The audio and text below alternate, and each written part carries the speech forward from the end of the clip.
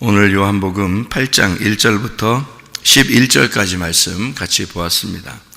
요한복음 8장 1절부터 11절까지 말씀, 음행 중에 잡혀온 여자, 그러니까 현장에서 잡혔다는 얘기고요. 간음한 여자는 죽이는데 어떻게 죽이냐 봤더니 5절에 보니까 모세는 율법에 이러한 여자를 돌로 치라 명하였거니와 이렇게 되어 있습니다. 돌로 치라. 왜 돌로 치라 그러냐면 만지면 안 되니까. 간음한 여자를 만지면 자기도 간음한 자가 되니까.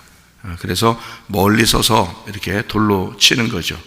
그러면은 돌로 쳐서 죽인 사람이 있어요. 사도행전에 사울이, 그죠? 사울과 그 사람들이 돌로 쳐서 죽인 사람이 누구죠?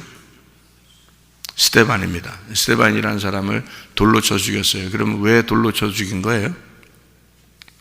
간음했다는 거죠. 그러니까 이게 무슨 말이냐? 그러니까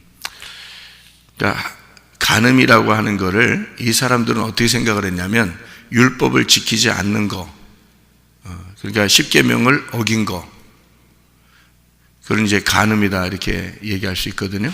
그러니까 하나님 말씀을, 율법을, 십계명을 지키지 않는 거를 간음이다 이렇게 볼 수 있어요.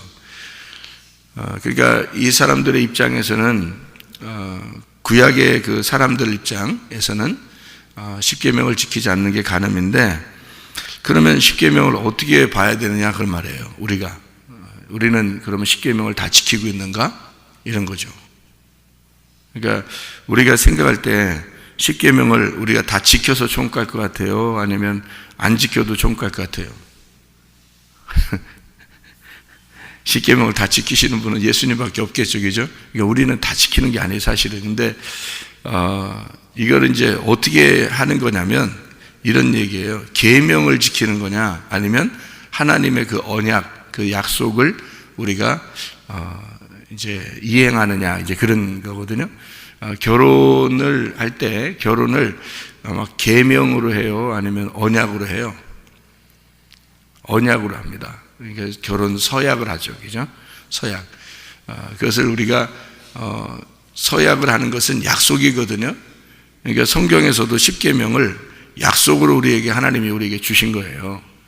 약속으로 줬다는 얘기는 자기가 책임을 지겠다는 얘기입니다. 약속이라는 얘기는요. 그러니까 결혼 서약도 마찬가지예요.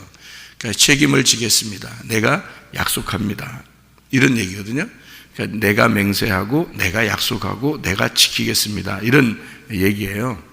그러니까 상대방이 억압을 해서 안 지키면 죽일 거야 이런 의미가 아니고, 내가 약속하고 내가 지키려고 하겠습니다. 내가 약속하고 내가 맹세하고 내가 지키겠습니다 하는 게 이제 서약이거든요. 언약.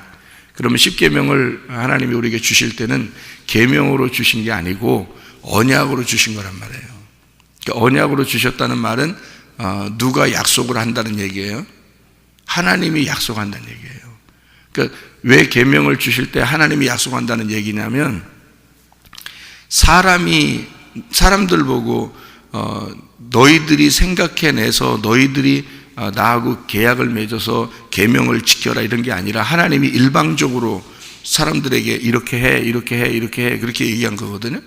이렇게 해라, 저렇게 해라, 이렇게 얘기한 건데, 그럼 그 일방적으로 얘기할 때 하나님이 이스라엘 백성들을 애굽에서 끌어내서 보니까 마음에 안 들어, 잘못 끌어낸 것 같아.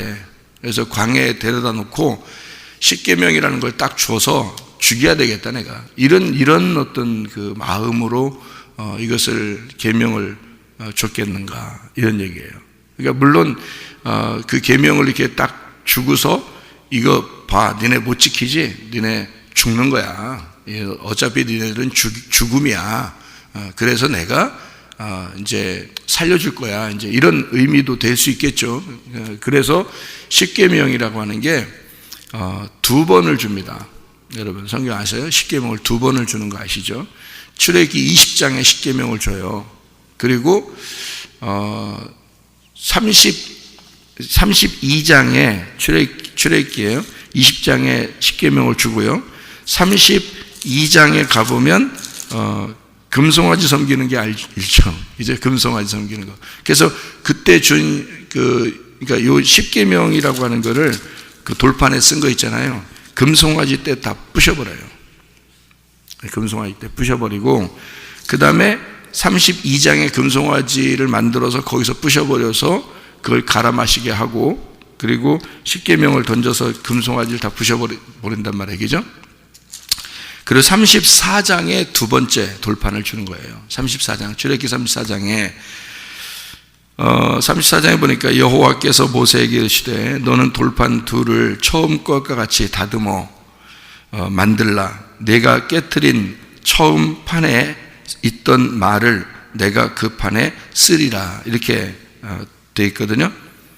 그래서 두 번째 돌판은 모세가 만드는 거예요. 그러니까 첫 번째 돌판은, 첫 번째 것은 하나님이 만들어서 하나님이 글씨를 쓴 거예요. 그거는요. 근데 그건 부셔버렸어요. 그리고 두 번째 거는 모세 보고 돌판을 만들어 오래요. 그리고 글씨만 써주겠다는 거예요. 이게 이제 특징이 다르거든요. 그럼 이제 이 돌판은 뭘 말하는 거예요? 돌판은 누가 만들으라고요? 모세가. 모세 보고 만들으라고. 그러면 이 돌판은 돌판에다가 하나님 말씀을 쓰겠다는 얘기예요? 우리 마음판에 쓰겠다는 얘기예요? 우리 마음판에 쓰겠다는 얘기야. 그러니까 말씀을 처음에는 하나님이 하나님의 마음에 써서 우리에게 준 거고요. 두 번째 돌판은 너희들 마음속에 내가 언약을 쓰겠다는 얘기야. 그래서 하나님의 말씀을 우리의 마음판에 새기고, 그러죠, 그죠? 예, 성경에. 그래서 네가 네 돌판을 네가 만들어서 가져와. 내가 거기다 써줄게. 무슨 말인지 알겠죠? 예, 그래서 두 번째는 내 마음판에 새긴 말씀이 돼야 된다, 그 말이에요. 그러니까 두 번째 말씀, 이것은 없어지지 않아요. 그래서 두 번째 돌판은 법궤 안에다가 고이 간직합니다. 그래서 없어지지 않아요. 뭐 지금도 어딘가 있겠죠. 뭐 사람들이 찾았는지 못 찾았는지 모르지만 어딘가 있겠죠. 그게 그 법궤가. 거기에는 십계명이 하나님이 쓰신 글씨를 쓰신 그 돌판이 아직도 있겠죠. 그렇지만 그거는 하나의 우리에게 그림자나 마찬가지고요. 실제적인 건 우리 마음판에, 그러니까 법궤와 같은 우리 마음판에 하나님의 말씀을 새기겠다, 그 말이에요. 우리에게 직접 새기겠다. 그게 두 번째 돌판입니다. 이렇게 이제 두 개의 돌판을 이야기하는 것처럼 요한복음 8장에도 두 번을 글씨를 쓰는 거예요. 두 번을. 그러니까 첫 번째 예수님이 글씨를 한번 쓰고요. 그리고 두 번째 다시 글씨를 쓰잖아요. 그죠? 그러면 첫 번째 글씨는 뭐를 의미하겠어요? 율법을 의미하는 거예요. 그래서 사람들에게 율법을 먼저 쓰고 그 다음에 너희들 죄 없는 자가 한번 죽여봐라, 이렇게 얘기한 거예요. 그죠? 그리고 다시 두 번째 글씨를 쓰는 겁니다. 그러니까 두 번째 글씨를 쓰고서 다 이제 갔단 말이에요. 다 도망갔어요. 그러니까 양심의 가책을 느껴서 다 갔고 여자만 남았더라, 이렇게 돼 있습니다. 거기서 도망가지 말았어야 되는데, 사람들도 나도 잘못했습니다, 용서해 주세요, 이래야 되는데 이 사람들이 다 도망갔어요. 그리고 여자만 남았어요. 여자는 자기가 죄인인 것을 깨달은 사람이고, 도망간 사람들은 자기가 죄라는 걸 깨달았지만, 양심의 가책을 느꼈지만, 그러나 회개하지 않은 사람들을 얘기하는 거죠. 여러분 교회 다녀도 똑같아요. 자기가 가늠한 여자입니다 라고 예수님을 떠나지 않는 사람이 있어요. 그런데 그 말씀을, 가늠한 여자가 아니고 양심의 가책은 오지만, 설교 말씀을 들을 때에 양심의 가책은 오지만 여전히 그냥 가버리는 사람들이 있다고요. 이 여자는 예수님의 그 가운데에 같이 있으면서 그 가운데에 있는 여자, 그러니까 예수님이 그 가운데 있는 그 여자를 구원하시는 거예요. 가운데 있었다. 메소스라고 그래요. 완전 한가운데, 그 중앙에라는 말이고요. 그게 이렇게 위로 이렇게 산으로 이렇게 보면요, 위에서 이렇게 쳐다보면은 완전 가운데, 그것이 꼭대기죠. 그러니까 원으로 보면 이렇게 관역으로 보잖아요. 관역으로 이렇게 보면, 원으로 보면은 둘레가 있고 그 다음에 가운데 둘레가 있고 더 완전히 중앙 있잖아요. 거기 관역. 그러니까 하나님의 그 관역에 들어간 거, 하나님의 관역에 들어간 그 사람, 이게 이제 이 가늠한 여자가 된 건데요. 하나님의 관역에 들어갔다면은, 하나님의 관역에 들어가면 죄가 없는 거고요. 하나님의 관역에서 벗어난 거를 죄라 그런다 말했죠. 이게 하말티아라 그랬죠, 그죠? 하말티노. 이게 그 관역에서 벗어났다, 이런 뜻이거든요. 근데 그 관역에 들어갔다, 그 말은 죄가 없어졌다는 말이에요. 그러니까 이 가늠한 여자가 지금 가운데 딱 들어온 겁니다. 하나님의 지성소에 딱 들어오게 된 거예요. 그러니까 예수님이 하나님의 지성소니까 그 지성소에 딱 들어왔다는 얘기고, 말씀의 그 중앙에 왔다는 얘기고, 관역의 완전 가운데 들어왔다는 얘기예요. 그러니까 죄가 없어졌다, 그 말이에요, 이 여자가. 그래서 이제 여자한테 뭐라고 그러냐면, 나도 너를 정죄하지 않는다. 죄 없다. 하나님의 관역 안에 네가 들어왔으니까, 하나님의 말씀을 네가 깨닫게 되었으니 여기서 네가 벗어나질 않으려고 하니, 그래서 나도 너를 정죄하지 않고 다시는 죄를 범하지 마라, 이렇게 얘기하죠. 우리에게 주님이 요구하시는 것이 바로 그거죠. 다시는 죄를 범하지 마라. 이것을 원하겠죠. 주님께서 우리에게 바라시는 것은요. 근데 계속 죄를 지면 어떻게 돼요?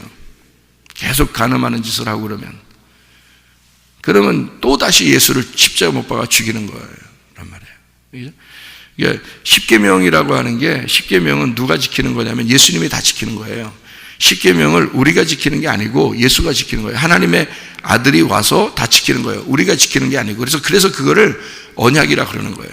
하나님의 언약, 자기가 일방적으로 약속하고 자기가 지키겠다고 하는 그런 언약이거든요. 그게 십계명입니다. 그러니까 안식일도 지켜라 그래요. 안식일도 지켜라. 왜 그걸 안식일을 꼭 막 지켜야 돼? 막 계명으로 막 지켜야 되는 거냐고 하면 그런 게 아니고, 안식하라는 얘기예요. 너희들 안식해야 된다. 근데 그 안식을 누가 와야지만이 안식을 하게 되냐면 예수님이 와야지만이 안식을 하는 거예요. 어떻게 할 때 안식이 오는 거예요? 네. 구원을 해야, 예수님이 십자가 못 박혀 죽으셔서 구원을 해야 안식을 하는 거거든요. 그러면 그 안식은 반드시 7일이 돼야 안식이 돼야 되는 거죠. 그 7일이 안식이라는 것을 언제 정해놨어요? 창세기 2장 1절 2절에 정해놨어요. 그럼 왜 거기때 딱 정했어요? 창조가 끝났다는 얘기거든요. 창조가 끝났다는 얘기는 구원했다는 말이에요. 그러니까 인간을 다 창조했다, 인간까지 다 창조 끝났다, 창조가 완성됐다, 그러면 구원인 거예요.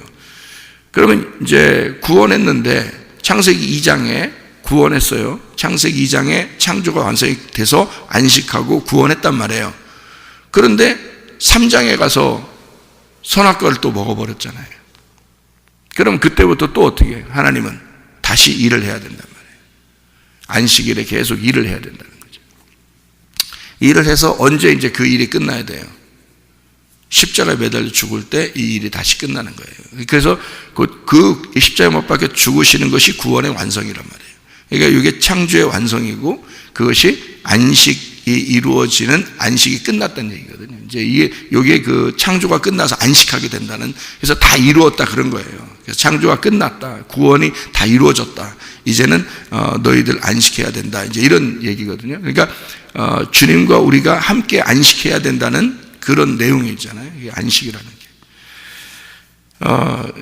1계명부터 10계명까지 모두 다 사실은 우리가 지켜야 될 게 아니라 하나님이 지키게 해주셔야 지키는 거예요. 그러니까 우리가 열심히 지키는 게 아니에요. 그거는 하나님이 우리에게 오시면 우리가 지켜질 수 있는 거라고요. 그럼 누가 오면 되냐면 예수가 내 안에 오시면 그 지키시는 예수, 그 언약을 창설하신 그 예수가 내게 오면은 그게 가능한 거란 말이죠. 그러면 쉽죠. 그러면 가늠한 여자가 예수 만나면 다시는 죄를 범하지 않을 수가 있다는 얘기예요. 예수를 만나면. 그러니까 이 여자한테 죄를 다시는 범하지 마라 그랬고, 이 여자는 그거를 계명으로 지키려고 노력하는 게 아니라 예수를 만났고 예수와 결혼하면 가능한 것이란 말이죠. 그러니까 우리가 십계명을 지키려고 노력해서가 아니고, 그래서 구원받으려고 하는 게 아니고, 그러니까 안식일도 막 지키려고 노력하고 그런 게 아니에요. 그럴 필요가 없어요. 왜냐면 끝났으니까. 예수님이 십자가 못 박혀 돌아가시면서 이걸 다 완성했거든요. 그걸 계명으로 또 막 지키려고 하는 그런 예수의 그 죽음을 헛되게 만드는 것입니다.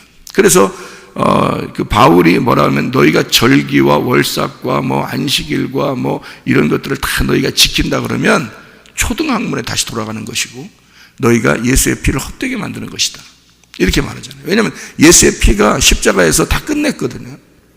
다 모든 것을 다 완성해버렸어요. 우리는 예수님 안에서 그냥 지켜지는 거예요. 지켜지는 거. 다시 말하면 안식할 수 있다는 얘기예요. 그죠? 부모에게 효도? 당연히 가능한 거죠. 간음하지 않는 거? 당연히 가능하죠. 살인하지 않는 거? 당연히 가능하죠. 미워하지도 않게 될 거요. 왜? 예수님이 들어왔으니까. 다른 또 음행한 그런 생각도 잘 안 들 거요. 왜? 예수가 들어왔으니까. 그러니까 사람들은 간음하지 않으면 됐고, 살인하지 않으면 되는 거고, 도둑질 안 하면 되는 거예요. 그죠? 안식일도 지키면 되는 거고요.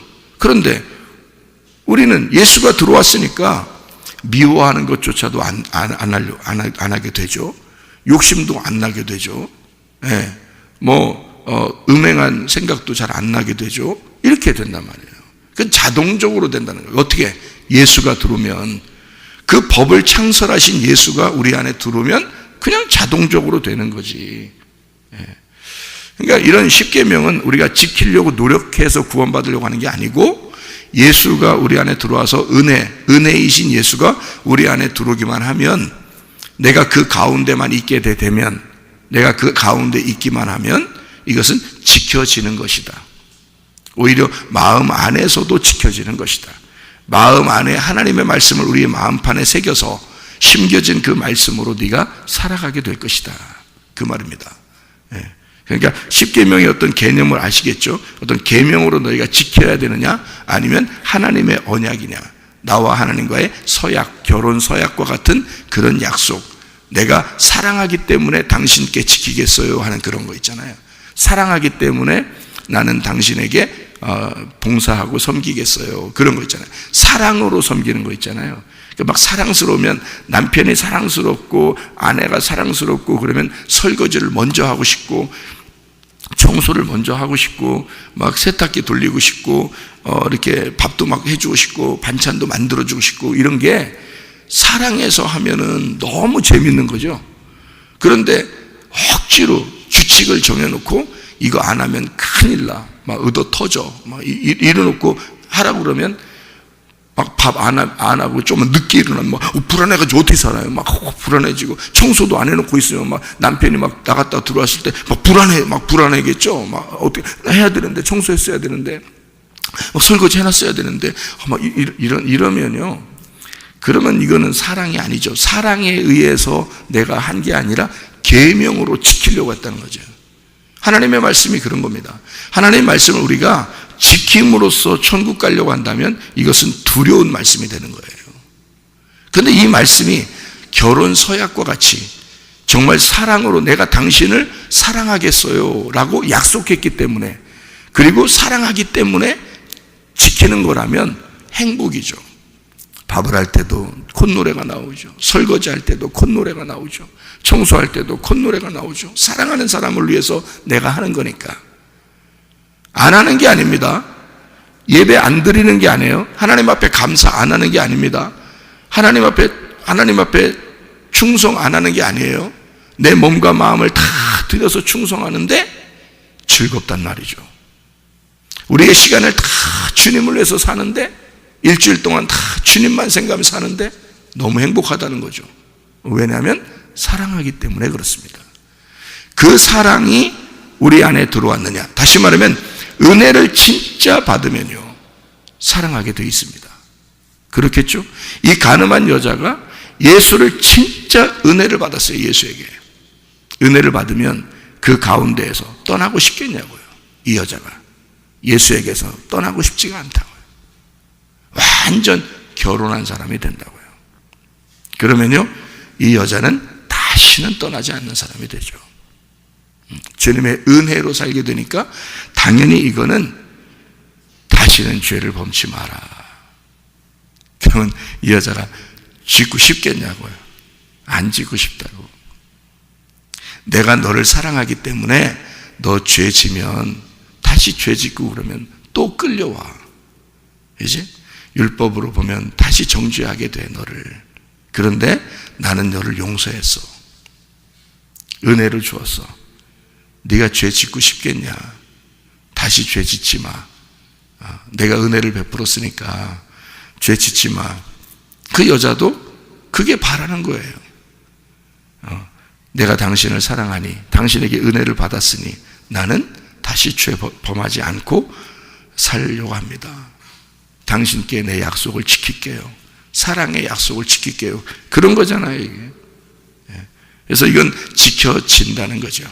그리고 주님이 그 안에 들어가서 지키도록 만들어낸다는 겁니다. 그러니까 하나님의 그 사랑, 하나님의 그 일방적인 사랑으로 이 여자가 그 계명을 지키도록 된다는 얘기예요. 그게 사랑의 언약이라 그렇게 말하는 겁니다. 이것이요. 제가 한 말씀만 더 드리고 마치도록 할게요. 고린도전서 6장에 보면요, 너희가 창기와 같은 짓을 하지 마라 이렇게 되어 있습니다. 고린도전서 6장에 보면 그렇게 되어 있거든요. 창기와 같은 짓을 하지 마라. 몸으로 하나님께 영광을 돌려야지 창녀의 지체를 네가 만들겠느냐 이렇게 이야기했거든요. 그럼 창녀가 뭐예요? 성경에서 말하는 창녀, 교회를 다니면서 내 몸을 예수님을 빼버린 다른 행동을 하게 되면 그걸 창녀라 그럽니다. 그러니까 하나님을 빼버린 내가 창녀의 몸으로 내 스스로를 만들어져 음란, 간음, 음행 이런 것들이 다 뭐냐면 하나님보다 나를 더 중시하는 거거든요. 그게 이제 음란입니다. 다시 말하면 이 세상에서 진짜 남편이 있고 가짜 남편이 있어요. 진짜 남편은 하나님이고 가짜 남편이 나입니다. 자기에게 가짜 남편이 자기예요. 그렇죠? 그러면 우리는 내가 가짜 남편을 위해서 내가 열심히 살아가게 되면 그걸 뭐라 그래? 성경에서는 창녀라 그렇게 말해요. 그러면 창기의 몸으로 너를 만들겠느냐? 네 몸을? 그런 거죠. 그러면 내가 나를 위해서 살게 되면 창녀가 되는데 내가 그리스도라는 내 진짜 남편을 위해서 살면 신부가 되는 겁니다. 그렇죠? 그러니까 우리는 신부로 살아갈 것이냐 창녀로 살아갈 것이냐 하는 거죠. 창녀는 자기 남편이 있는데도 남편을 위해서 살지 않고 자기를 위해서 살아가는 겁니다. 그게 창녀가 하는 거예요. 그래서 가짜 남편인 나를 위해서 진짜 남편인 하나님을 자꾸 죽이는 행동이죠.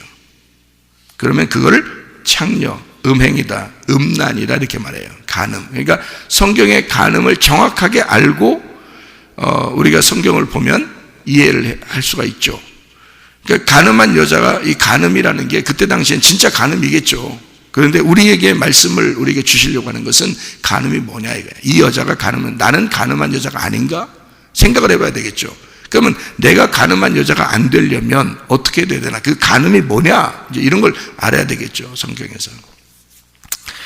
그래서 창녀라고 하는 것은 세상에서 말하는 창녀가 아니고 교회 안에서 내 남편을 모르고 다른 남편인 나를 위해서 살아가는 거. 내 진짜 남편인 예수를 모르고 그러니까 예수를 모르고 그 가운데 들어가지 않고 내가 나를 위해서 살아가는, 그러니까 하나님의 그 관역에서 벗어난 거죠.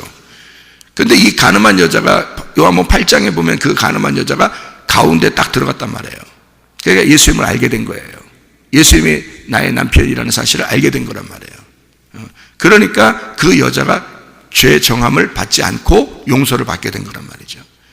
우리는 그 관역에서, 예수라는 그 관역에서 내가 떨어져 나오면 무조건 죄예요. 그게 나를 위한 삶이란 말이죠.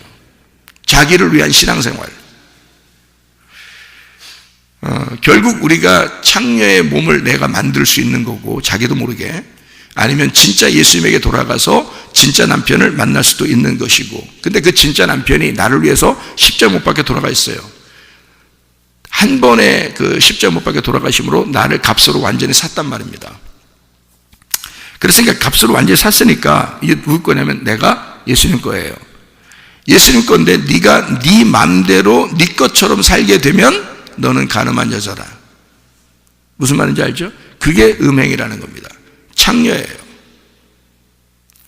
이미 우리는 옛날에 창녀였어요. 예수 그리스도를 신랑으로 모시기 전에 이미 창녀였다고요. 그래서 창녀인 나를 위해서 예수님이 이 땅에 내려오셨어요. 유일하게 죄가 없으신 그 신랑이 창녀와 결혼하기 위해서 내려왔다고요. 다시 말하면 가늠한 여자인 우리들을 위해서, 간음이라는 음란, 간음, 이게 우상숭배예요. 그 우상숭배는 탐심이고요. 그게 욕심이고 그게 선악과입니다. 그러니까 그렇게 가지고 있는 우리들에게 예수님이 그 창녀인 나에게, 가늠한 여자에게 오신 거라고요. 주님이. 그래서 결혼을 했네. 값으로 산 거예요. 자기 목숨을 버려서 우리 창녀를 구원한 겁니다. 신부로 맞아들인 거예요. 자, 가늠한 여자 보고 다시는 죄를 범하지 마라. 죄 짓고 싶겠냐고요, 여러분.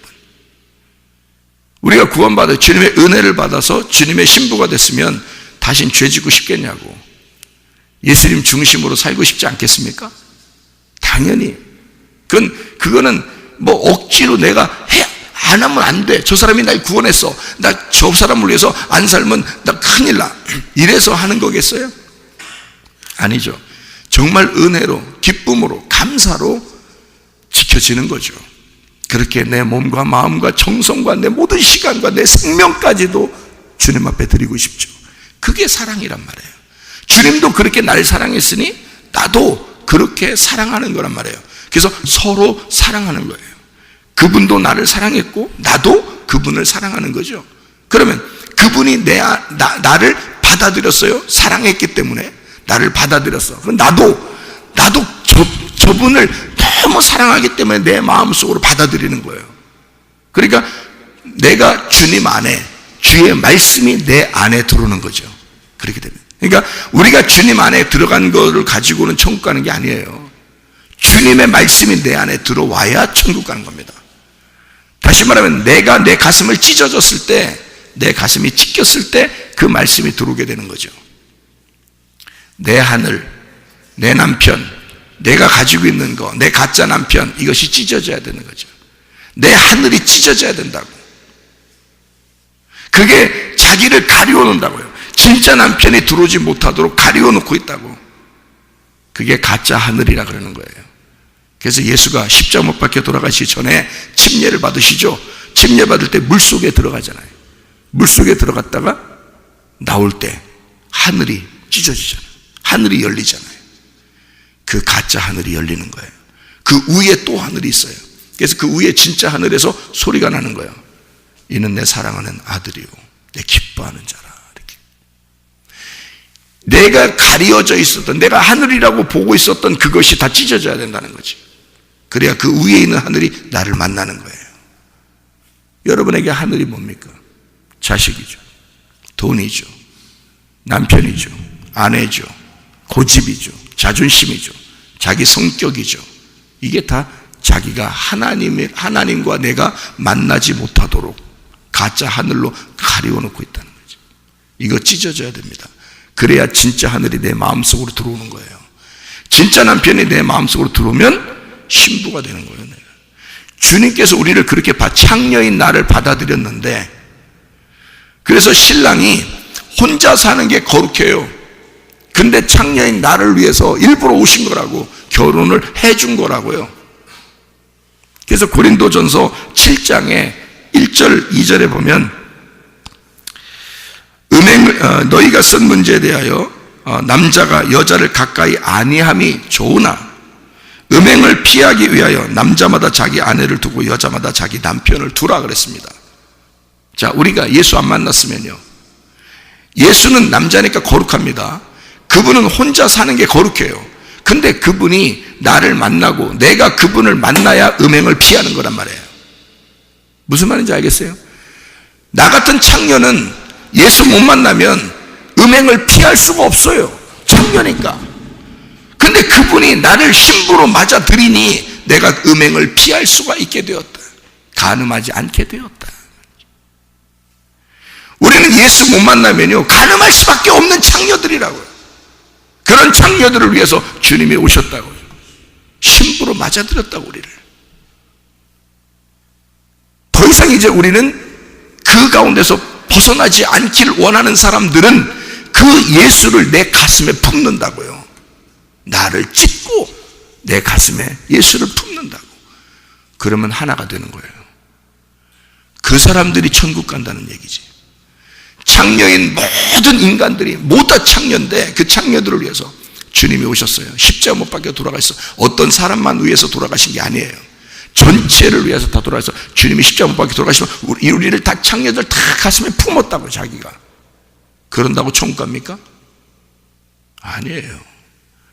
더 이상 죄를 짓지 않는, 더 이상 창녀짓을 하기 싫어하는, 더 이상 음란하거나 간음하거나 창녀짓을 하지 않고 우상 숭배하지 않고 탐욕을 부리지 않는, 자기의 남편이 다 찢어진 진짜 남편만을 위해서 살아가는 그 사람이 될 때, 내 가슴을 찢고 예수 진짜 남편을 내 가슴에 모실 때, 그 사람만 예수와 하나 된 가운데 있는 자가 돼서 천국에 올라간다, 그 말입니다.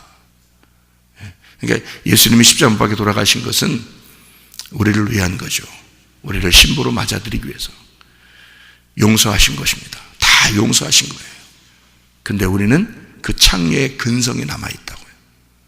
그 창녀의 근성이 남아있어서 가짜 남편인 나를 위해서, 자기를 구축해 나가기 위해서, 자기를 세우기 위해서, 바벨탑을 세우기 위해서 여전히 우리는 살아간다고. 근데 진짜 주님의 사랑을 깨닫게 되면요, 주님의 은혜를 깨닫게 되면 주님을 가슴에 품죠. 그리고 그 말씀이 내 안에 들어오게 하고 싶죠. 그리고 더 이상 창녀짓을 하고 싶지 않아요. 더 이상 간음하고 싶지가 않은 거예요. 주님 안에서만, 그 말씀 안에서만 살고 싶고, 그 말씀을 지키고 사는 것이 행복이고, 그 사랑의 언약을 지키는 것이 기쁨인 것을 깨닫고 살아간다, 그 말입니다. 여러분, 우리가 주님 안에서 오늘도 승리하시기를 바랍니다. 기도하겠습니다.